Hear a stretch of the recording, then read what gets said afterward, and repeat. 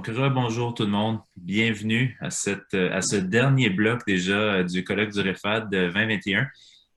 Ce sera un plaisir aujourd'hui là, d'accueillir professionnels, même ce que je peux voir, c'est des étudiantes aussi, des étudiants. Et on a vraiment un beau sujet à discuter ensemble. Juste pour vous rappeler un petit peu d'entrée de jeu, on est dans une salle Zoom, évidemment, pour discuter ensemble de la grande thématique d'adaptation pandémique. Puis, on va regarder ensemble, évidemment, des sujets de discussion avec nos conférenciers, animateurs. Et on va pouvoir aussi par la suite discuter en sous-groupe de thématiques pour échanger entre nous. Donc, euh, je vais sortir la liste des gens ici. Je remercie Sandra Hussan Farah, Angèle Diomande et Mireille Akpes-Kofi qui vont nous parler de la thématique plus précise, donc un 20 minutes au niveau de lorsque le stage devient virtuel, s'adapter à une situation exceptionnelle. Je vous invite aussi à vous présenter vous-même quelques détails sur vous. En session numéro 2, il va y avoir Mauricio Rivera Quinjano, et je m'excuse si je ne prononce pas bien votre nom, là, toutes mes excuses, qui va nous parler de la pandémie et la reconnaissance des modes alternatifs d'enseignement et apprentissage. Alors, juste pour rappeler un petit peu le fonctionnement, on va avoir 20 minutes pour la première session, une autre 20 minutes pour la deuxième session et un bon 30 à 40 minutes pour les échanges, un retour en grand groupe. Et ça devrait nous mener vers les prochaines 90 minutes. Donc, c'est 16h30 à l'heure d'Ottawa où est-ce que je suis, mais je sais que les gens ne sont pas tous dans les mêmes fuseaux horaires. Est-ce qu'il y a des questions avant qu'on commence?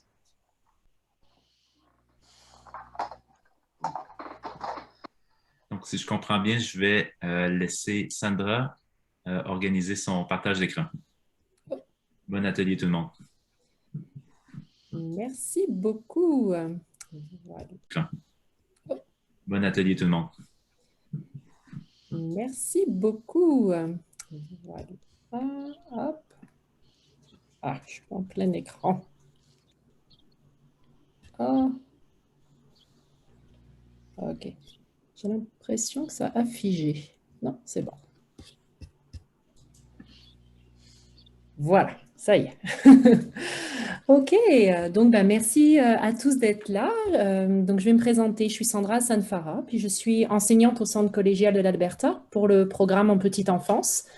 Donc c'est un programme qui est assez nouveau, il a ouvert il y a 3 ans à peu près, et puis cette année a été une année extraordinaire. Voilà, je ne l'appellerai pas dévastatrice, horrible, on ne va pas mettre des points négatifs, mais je veux dire c'est une année extraordinaire qui a demandé beaucoup de créativité pour maintenir les cours, pour continuer d'enseigner avec le plus de qualité possible, et puis soutenir les étudiantes à continuer leur parcours et non pas le stopper, parce qu'un virus est passé par là.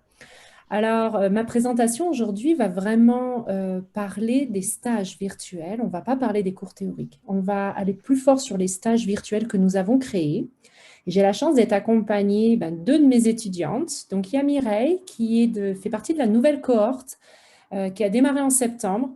Donc, Mireille a connu que finalement les cours en virtuel. Elle n'a pas connu le mode présentiel.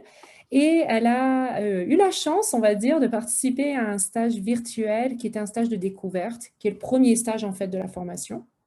Elle viendra vous faire un petit témoignage dans un petit moment.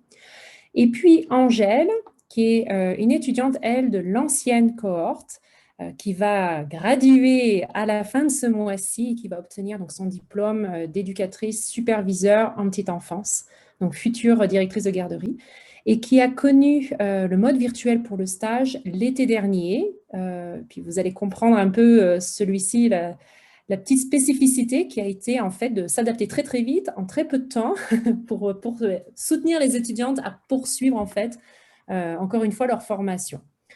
Alors, tant Mireille qu'Angèle vous feront une courte présentation un petit peu avec elles vont faire la balance, un peu les points positifs et négatifs d'un tel stage, parce que tout n'a pas été parfait, loin de là. Et puis, mais il y a eu des choses quand même qui ont été intéressantes, puis elles vont pouvoir nous partager ça, parce que nous, on va se poser un petit peu la question de savoir si c'est quelque chose, un modèle qu'on pourrait garder dans l'avenir. Est-ce que c'est un modèle qu'on pourrait améliorer, qu'on peut utiliser peut-être en parallèle des stages en personne. Donc, il y a toute une réflexion autour de ça, et puis on n'en est qu'au début de la réflexion. L'origine du projet, finalement, par rapport au stage, c'est une situation exceptionnelle, comme je vous ai dit, en 2020, je pense que j'ai plus besoin de l'apprendre à qui que ce soit. On a vécu de manière inattendue la fermeture de tous les services de garde. Ici en Alberta, donc avec plus aucune possibilité de faire un placement de stagiaire. Donc, tous les stages qui étaient prévus au printemps 2020 ont été repoussés à l'été, en croisant les doigts et en se disant, on va voir ce qu'on va pouvoir faire. Puis, il s'avère qu'en juin, même si les services de garde rouvraient, personne ne voulait prendre de stagiaires par la peur, évidemment, de la diffusion du virus, la propagation. Donc, il y a fallu gérer avec les angoisses qui se sont multipliées de partout et donc arriver à créer un stage virtuel express. Il a fallu qu'on respecte toutes les mesures sanitaires qui ont pu être choisies. Et puis voilà. Donc ensuite, on a décidé que oui, la meilleure des solutions, ça serait de créer un stage virtuel.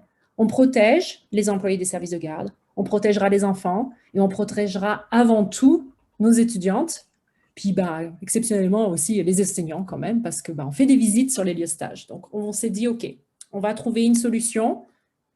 Qu'allons-nous faire? Alors, le qu'allons-nous faire? C'est censé arriver. Voilà. Alors, on a essayé de réfléchir, mais j'ai appelé ça réflexion sans trop réfléchir, parce que quand on décide en juin pour juillet de créer un stage virtuel, autant vous dire qu'on réfléchit très, très, très vite en un laps de temps vraiment court. La chance qu'on a, c'est d'avoir une super équipe enseignante.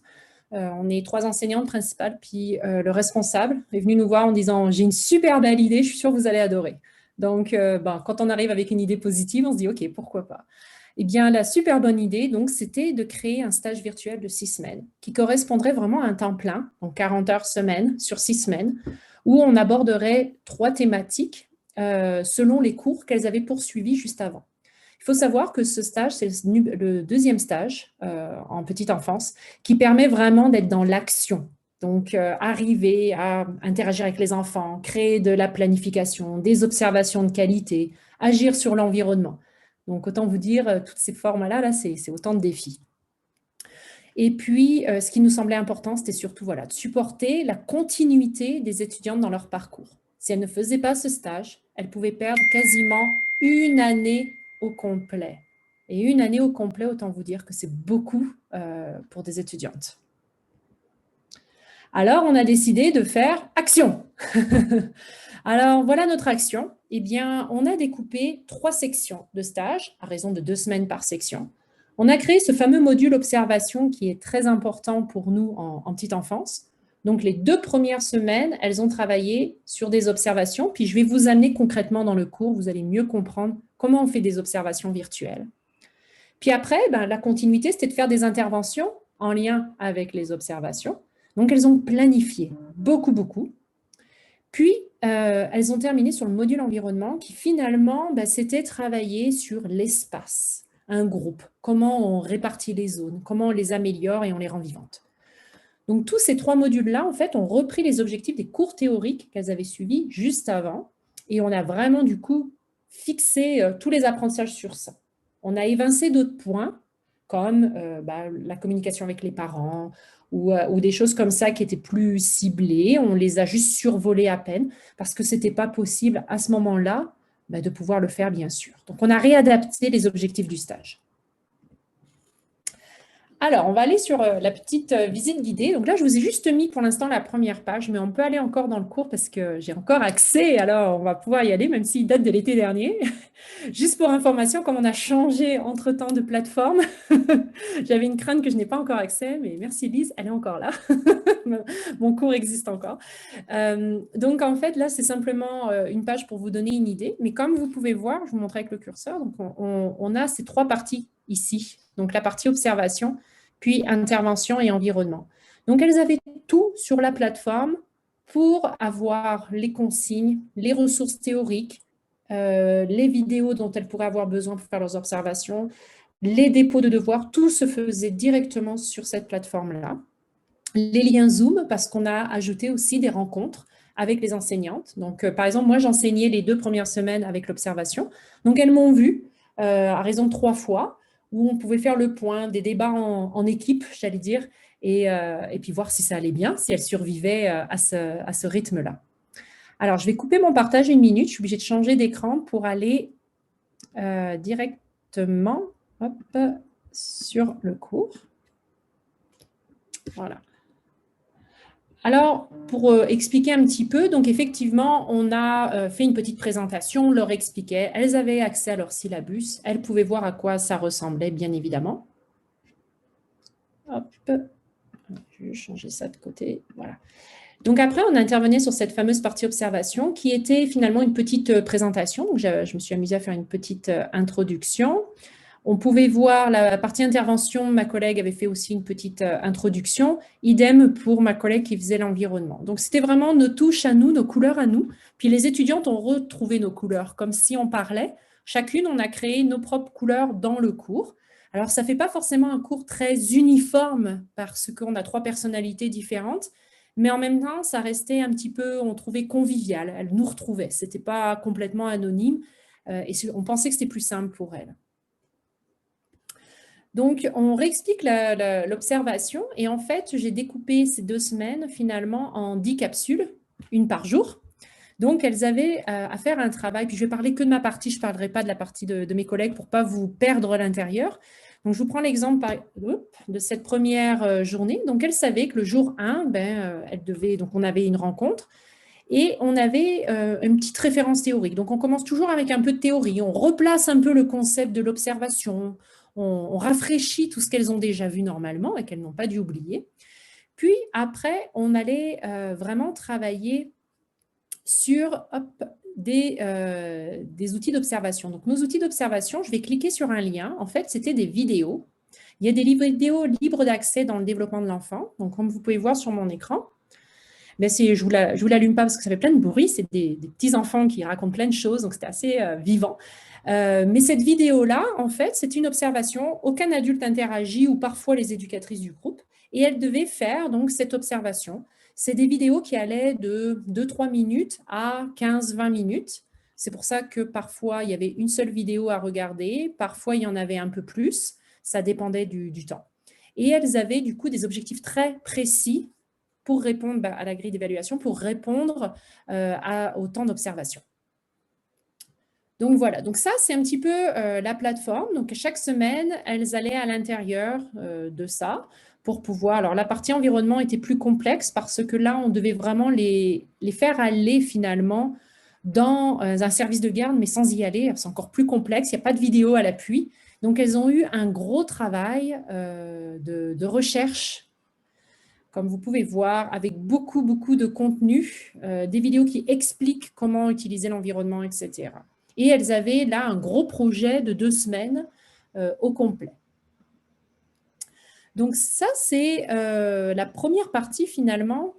Alors maintenant, il faut que je retrouve, voilà, la première partie de comment ça se passe au niveau de ce stage-là, qui était l'été dernier et qui était donc 100% virtuel pendant 6 semaines. Alors, pour compléter un petit peu cette présentation de ce stage qui a été fait l'été dernier, je vais laisser la parole à Angèle et puis elle va pouvoir un petit peu expliquer comment elle a vécu cette expérience-là, qui était pas si simple que ça, et nous faire un petit topo là-dessus. Angèle, c'est à toi. Alors, bonjour à tous. Je suis Angèle Dumondé, donc étudiante en 2e année de petite enfance, en voie d'obtenir mon niveau 3 en juin 2021, comme Madame Sandra l'a dit. Et je réalise également mon stage 4 actuellement. Et en même temps, je travaille en plein temps dans un service de garde. Alors, j'ai donc pris part au stage virtuel à l'été dernier, le stage 2, lors du confinement, lors de la première vague de Covid. Alors, quand on a parlé des stages virtuels, je me suis posé pas mal de questions. Je me dis, mais quel est ce stage qu'on fera de façon virtuelle? Donc, moi, un stage, on doit être en action avec les enfants dans une salle, mais virtuellement, comment ça? Donc, je me suis posé pas mal de questions comment mon superviseur va-t-il m'évaluer, comment vraiment j'ai été bien curieuse et donc je me suis inscrite à ce stage. Alors, de façon concrète, comme on l'a détaillé tout à l'heure, nous avons eu 3 enseignants différents sur donc 6 semaines. Alors, 3 enseignants qu'on connaissait de part et d'autre. Donc, maintenant, il fallait travailler avec les 3 sur un laps de temps très court. Alors, à la fin, donc, on avait le superviseur général avec lui, on devait faire la synthèse de tout ce qu'on avait appris. Donc, au bout de chaque 2 semaines, on avait le relais d'un enseignant avec un lien Zoom, donc ça nous facilitait le passage d'un cours à un autre. Donc, alors, on avait donc vu 3 modules, l'observation. On a vu donc les différents types d'observation, on a les différents outils d'observation aussi qu'on pouvait utiliser. Aussi, le module intervention qui nous a permis de faire, de mettre un lien avec les observations qu'on menait donc des planifications. Et ensuite, le module au niveau de l'environnement, où il fallait agir au niveau de l'espace en fonction des observations qu'on avait pu faire. Donc, de façon concrète, le stage, se résumait à cela. Alors, comment j'ai trouvé donc ce stage? Alors, il y avait, comme Madame Sandra l'a dit tout à l'heure, des points forts et des points, vraiment des défis pour nous. Donc, c'était un stage virtuel, tout nouveau. Donc, les points forts, je dirais qu'il a été assez dynamique, puisqu'on avait 3 enseignants à la fois. Donc, en 2 semaines, quand on finit avec un autre, on part avec un autre enseignant, c'est une autre dynamique, un autre rythme, d'autres choses. Donc, c'était assez dynamique. Ensuite, il était aussi interactif avec les enseignants, puisqu'on avait la possibilité, au besoin, de les contacter quand on avait des incompréhensions, quand on voulait un éclaircissement. Aussi avec les autres étudiants, nos collègues, on pouvait échanger sur les plateformes. Également, il y avait de la rétraction provenant de nos enseignants. Donc, ils nous faisaient toujours de la rétraction après des évaluations pour nous orienter sur ce qu'on avait à faire. Également, ce stage, on a beaucoup utilisé l'outil informatique. Donc, moi, personnellement, ça m'a permis aussi de développer, d'approfondir mes connaissances au niveau de cet aspect-là, à savoir Word, PowerPoint, certains outils pour tout. Vraiment, ça enrichit ma culture informatique. Également, au niveau de comment présenter aussi de façon virtuelle, comment interagir avec les personnes.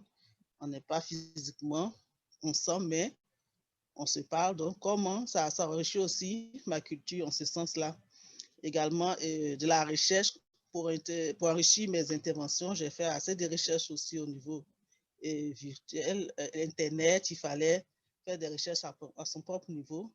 Et aussi, le fait aussi de ne pas se déplacer, sortir le matin, on est sur place. Ça a aussi facilité également l'apprentissage. Donc, si l'aspect point fort, c'est ce que je peux dire. Également, j'ai connu certaines difficultés, à savoir, le stage s'est fait en 6 semaines, donc il était accéléré. Il fallait donc terminer différentes capsules, chaque jour à sa capsule avec ses travaux. Donc, il fallait vraiment suivre ce rythme-là. Aussi, il était dense, puisque par jour, 8 heures, il fallait remplir 8 heures de travail. C'est une grosse charge de travail. Donc, également, étant à la maison, sur place, différentes occupations, étant mère de famille, étant en même temps. Donc, souvent, on a un manque de concentration, les enfants peuvent déranger. Donc, il fallait trouver un cadre idéal pour pouvoir se concentrer. Aussi, l'usage fréquent aussi de l'écran au niveau de l'ordinateur. Souvent, les yeux aussi prennent un coup, on se sent fatigué au niveau visuel, au niveau du cerveau. Donc, c'est un peu tout ça que je peux dire au niveau de ce qu'il y a eu comme point fort ou point faible.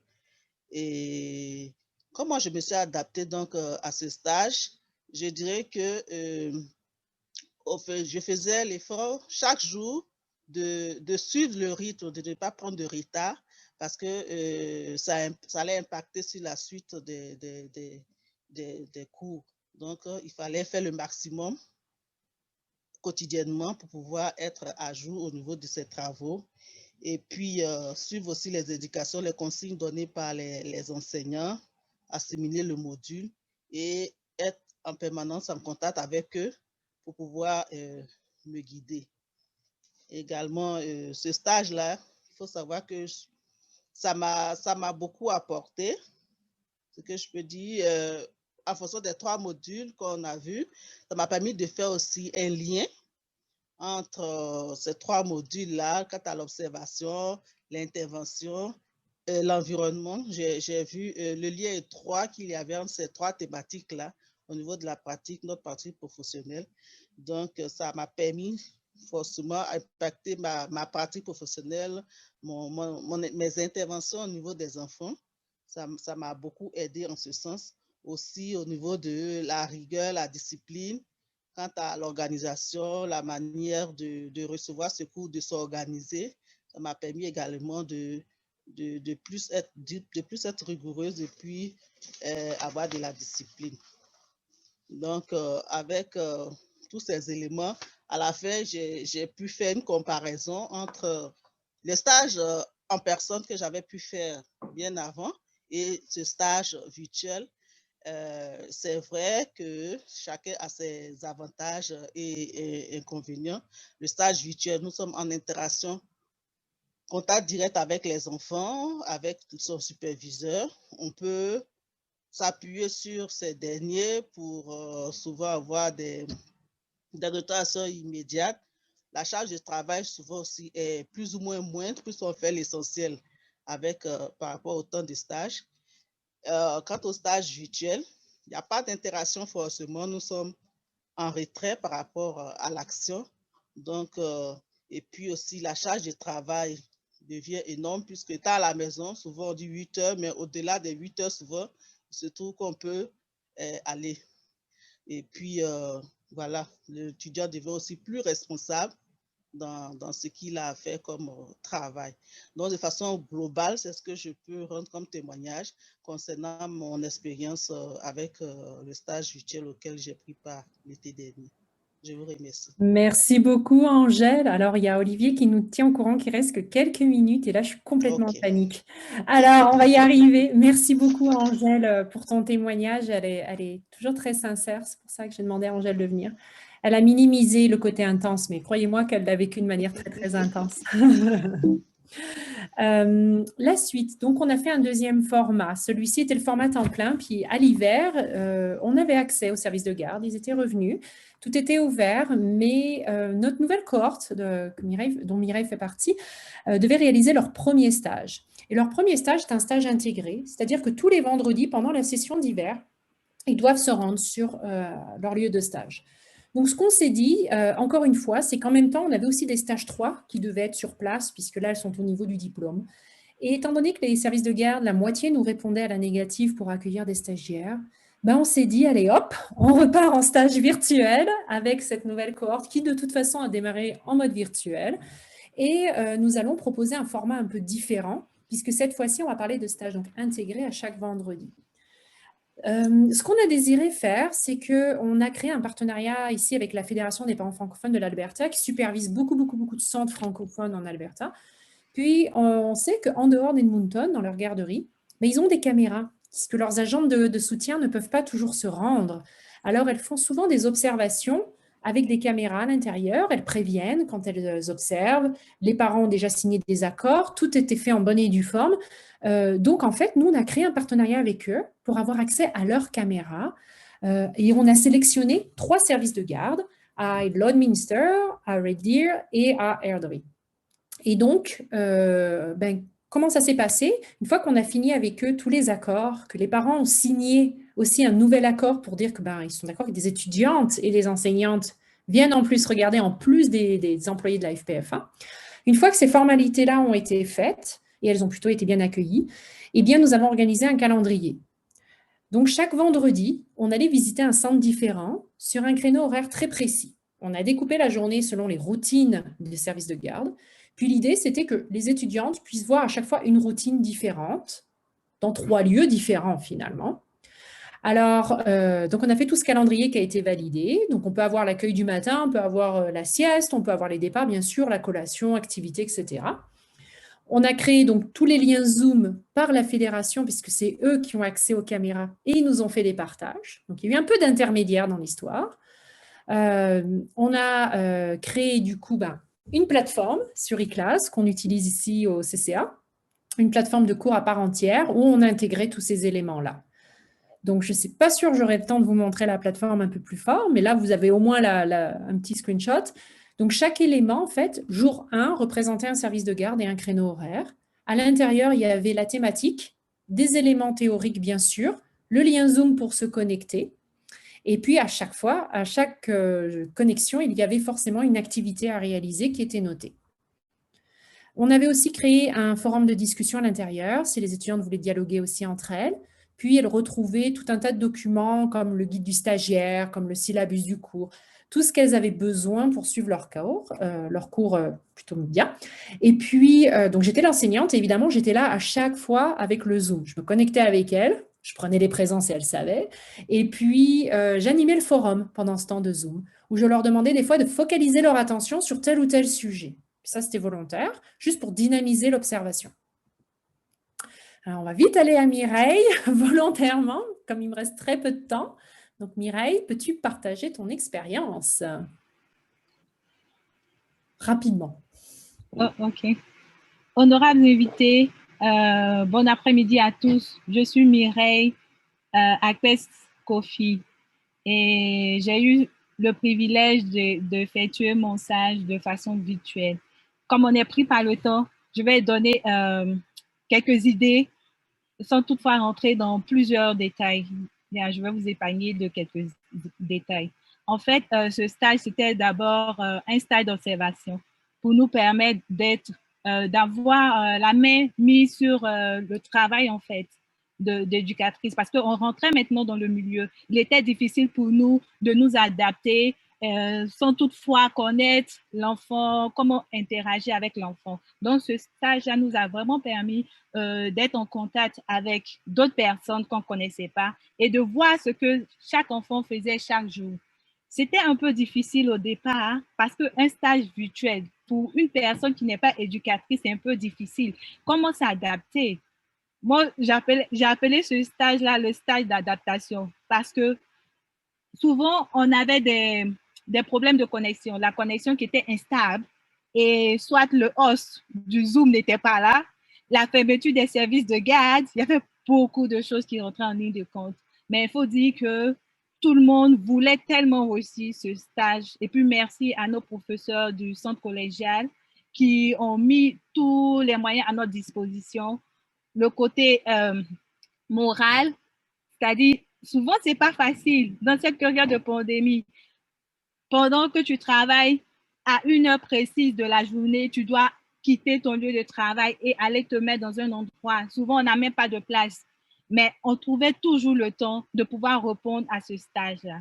Et aussi, on avait l'occasion d'être j'ai appelé des observateurs passifs. Parce que là, je n'étais pas en action, je regardais. Et ça m'a plu beaucoup.